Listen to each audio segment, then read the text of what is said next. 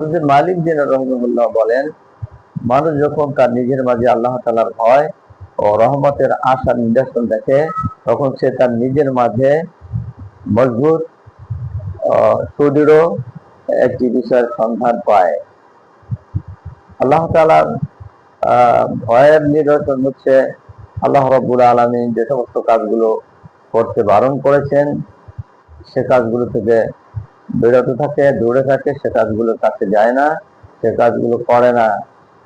আর আল্লাহ তাআলার রহমতের আশার নিদর্শন হচ্ছে আল্লাহ রাব্বুল আলামিন যে সকল ভালো কাজ করতে বলেছেন সে ভালো কাজগুলোর আঞ্জাম দিয়ে যায়, সে ভালো কাজগুলো পালন করতে থাকে।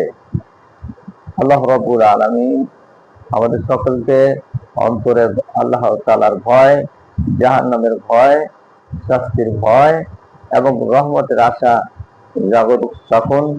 আল্লাহ রাব্বুল আলামিন আমাদেরকে অন্তরে ভয় এবং রহমতের আশা নিয়ে বেঁচে থাকার তৌফিক দিন।